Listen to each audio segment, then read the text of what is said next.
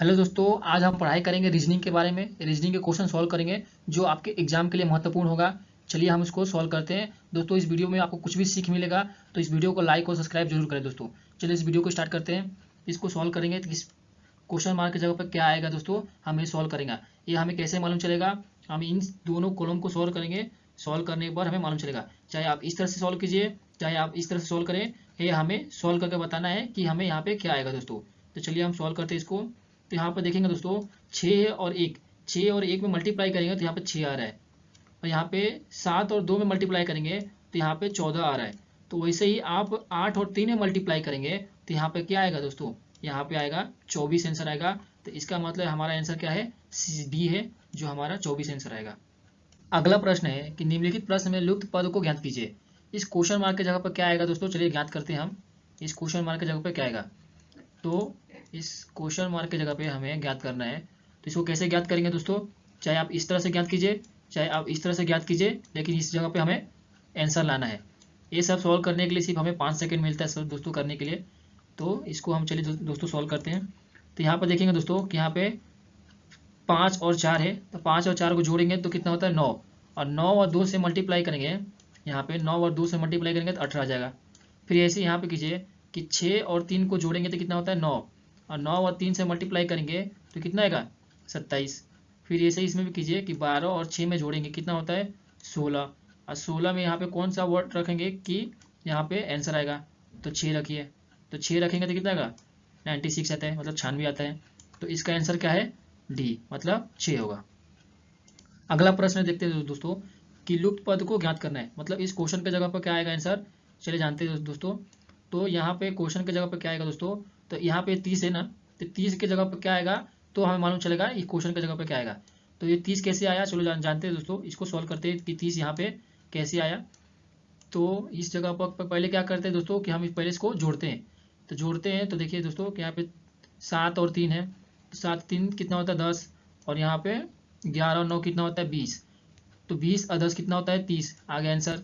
फिर इसको जोड़ते हैं दोस्तों, तो 16 और 4 कितना होता है 16 4 20, 8 और 7 कितना होता है 8 और 7 15, तो 20 और 15 कितना होता है 35।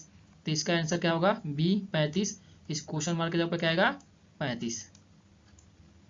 अगला प्रश्न करते हैं दोस्तों। तो इस क्वेश्चन मार्क की जगह पर क्या आएगा दोस्तों, इसको सोल्व करना है। ये हमें कैसे मालूम चलेगा, जब यहाँ पे 55 कैसे आया इस जगह पर, तभी हमें मालूम चलेगा इस क्वेश्चन मार्क की जगह पर क्या आ सकता है। तो चलिए इसको सोल्व करते हैं कि यहाँ पे आंसर क्या आने वाला है दोस्तों। तो यहाँ पे काम करते हैं, पहले इसको जोड़ते हैं। तो 9 और 2 कितना होता है 11, और 11 और 7 18, 18 और 4 कितना होता है 22। तो यहाँ पे क्या लिखते हैं, यहाँ पे 22 लिखते हैं, और 22 से लिखने के बाद यहाँ पे काम करते हैं कि 5/2 से इसको मल्टीप्लाई करते हैं। तो 5 और 2 और 2 कितना हो जाएगा, 2 से काटेंगे तो इसको 11 हो जाएगा, 11 5 55 आ गया आंसर इसका। फिर इसको जो करते हैं कि ये इसको कैसे आया यहाँ पे आंसर, तो यहाँ पे करेंगे कि इनको जोड़ते हैं। तो 3 और 5 कितना होता है 8, 8 और 2 10, और 10 और 6 कितना होता है 16। तो यहाँ पे 16 आंसर हो जाएगा। और यहाँ से भी क्या करते हैं कि 5/2 से इनको डिवाइड करते हैं, तो कितना हो जाएगा यहाँ पे आएगा 8, 8 5 40 होता है। तो यहाँ पे क्या आएगा आंसर सी आएगा, आंसर सी आएगा। अगला प्रश्न करते हैं दोस्तों। अगला प्रश्न क्या कह रहा है दोस्तों, चलिए जानते हैं। तो इस क्वेश्चन मार्क की जगह पर क्या आएगा दोस्तों, हमें सॉल्व करना है। तो ये हमें कैसे मालूम चलेगा, यहाँ पे 6 कैसे आया, यहाँ पे 8 कैसे आया, तो ये हमें सॉल्व करके बताएंगे। तो यहाँ पे क्या आएगा दोस्तों, चलिए हम इसको सॉल्व करते हैं कि यहाँ पे क्या आ रहा है दोस्तों। तो सॉल्व करते हैं हम इसको।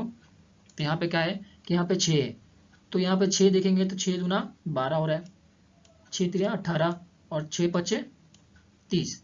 ये पूरे 6 के पहाड़े में आ रहा है, 6 के पहाड़े में यहाँ पे आ रहा है। 8 का देखते हैं, 8 दूना 16, और 16 8 चौका 32, 8 5 40, 8 5 40, ये भी 8 के पहाड़े में पूरे टोटल आ रहे हैं। तो यहाँ पे कौन सा वर्ड रखेंगे, संख्या रखेंगे कि यहाँ पे ये पूरे पहाड़े में है। चलिए 18 रखते हैं। अगर यहाँ पे 18 रखेंगे तो 18 दूनी 36, 18 कम 18, यहाँ पे 27 नहीं जाएगा, तो मतलब ये हमारी संख्या 18 गलत है। तो हम अगला संख्या रखते हैं कि यहाँ पे अगले में क्या आएगा। चलिए अगला हम लोग 12 रखते हैं। तो यहाँ पे 12 रखेंगे, तब 12 चौका 36, और यहाँ पे क्या आएगा 18 नहीं, ये कटेगा, और यहाँ पे 27 ये भी नहीं जाएगा, तो ये भी हमारा रॉन्ग है, ये भी हमारा रॉन्ग है। तो यहाँ पे अभी 9 रखते हैं। 9 रखने के बाद देखते हैं क्या वो कटता है कि नहीं। यहाँ पे 9 रखेंगे तो ये 9 चौका 36, 9 दूना 18 और 9 3 27, मतलब ये सारे पहाड़े में जा रहा है, पहाड़ा सब आ रहा है ना दोस्तों, इसका मतलब ये सी सही रहेगा। इसका आंसर क्या है? सी, मतलब 9। चलिए अगला प्रश्न देखते हैं दोस्तों। अगला प्रश्न क्या कह रहा है दोस्तों, तो यहाँ पे क्वेश्चन मार्क दिया है, क्वेश्चन मार्क का जवाब हमें सॉल्व करना है कि यहाँ पे कौन सी संख्या आएगी। हमें ये कैसे मालूम चलेगा, तो हमें इसको सॉल्व करना पड़ेगा, फिर इसको सॉल्व करना पड़ेगा, तो हमें मालूम चलेगा कि यहाँ पे इस जगह पर क्या आ सकता है। तो हम चलिए सॉल्व करते हैं इसको दोस्तों। यहाँ पे क्या आ सकता है दोस्तों, यहाँ पे 9 दिया है, अब यहाँ पे मल्टीप्लाई करेंगे 9 दूना 18, तो यहाँ पे नहीं होगा, 18 आ सकता है नहीं, यहाँ पे 13 दिया है, तो हमें कैसे सॉल्व करना है, तो हम काम करते हैं इसको, हम इसको स्क्वायर कर देते हैं, इसको स्क्वायर करेंगे तो ये कितना हो जाएगा, 4 होगा, फिर यहाँ पे जोड़ेंगे कितना होगा, 13, आ गया आंसर। फिर इसको भी क्या करते हैं, स्क्वायर करते हैं, स्क्वायर करने के बाद यहाँ पे क्या आएगा, 9 आएगा। अब यहाँ पे इसको जोड़ेंगे कितना होगा, 22, आ गया आंसर। फिर यहाँ पे जोड़ेंगे हम, क्या आएगा यहाँ पे अगर हम वर्क कर देंगे तो यहाँ पे क्या आएगा, 16 आ सकता है, 16 और इसमें जोड़ेंगे कितना आएगा, इसमें आएगा 8, 2 और 6 कितना होता है, 8 और 2 1 कितना होगा, 3, मतलब इसका आंसर क्या आएगा, बी 38 आएगा। अगला प्रश्न सॉल्व करते हैं दोस्तों। अगला प्रश्न क्या कह रहा है दोस्तों, तो इस क्वेश्चन मार्क के जगह पर क्या आएगा दोस्तों, ये हमें सॉल्व करना है। ये हमें कैसे मालूम चलेगा, जब हम इसको सॉल्व करेंगे और इसको सॉल्व करेंगे तो हमें मालूम चलेगा कि इस जगह पे क्या आ सकता है दोस्तों। तो चलिए हम इसको सॉल्व करते हैं, क्या आएगा दोस्तों, तो हम सॉल्व करेंगे तो इसको आ सकता है, क्या है, यहाँ पर देखिए, यहाँ पे 18 है, 18 और 18 में से 10 जाएगा तो कितना बचता है दोस्तों, 18 में से 10 जाएगा तो 8 बचेगा। तो यहाँ पर भी 18 है और 18 में से 4 गया तो कितना बचा, 14 आया। तो यहाँ पे 10 है, 10 में से और 4 गया तो कितना बचता है, 6 आएगा। तो मतलब ये आ सकता है। चलिए दूसरों को सॉल्व करते हैं तो आ रहा है कि नहीं।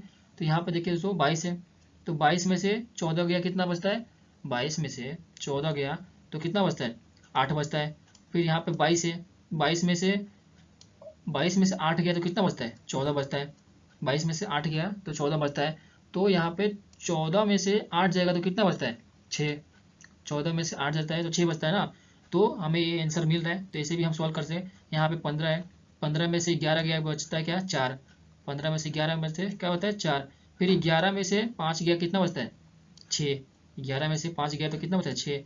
फिर 15 में से 5 गया तो कितना बचता है, 15 में से 5 जाएगा तो बचता कितना है, 10। यहाँ पे क्या आएगा, 10। तो यहाँ पे आंसर क्या आएगा, सी, हमारा आंसर सी आ गया। अगला प्रश्न सॉल्व करते हैं दोस्तों। अगला प्रश्न क्या कह रहा है दोस्तों, तो यहाँ पे इस क्वेश्चन मार्क की जगह पर क्या आ सकता है दोस्तों, हमें बताना है यहाँ पे क्या आएगा दोस्तों। तो हमें कैसे मालूम चलेगा, जब हम इसको सॉल्व करेंगे और इसको सॉल्व करेंगे तो हमें मालूम चलेगा कि इस जगह पर क्या आ सकता है। तो चलिए हम दोस्तों इसको हम सॉल्व करते हैं, क्या आएगा यहाँ पे। तो सॉल्व करेंगे तो यहाँ पे काम करते हैं, पहले इसको जोड़ते हैं, इस पहली परी को जोड़ते हैं तो कितना होगा, 6 और 8 कितना होता है, 8 और 6 कितना होगा, 8 और 6 14 और 14 2 कितना होगा, 16 और 16 और 4 20 कितना होगा, 20। 16 4 20, तो इसमें 2 से मल्टीप्लाई करेंगे तो कितना होगा, 40 हो जाएगा। तो इसको सॉल्व करते हैं, 5 और 6 कितना होगा, 5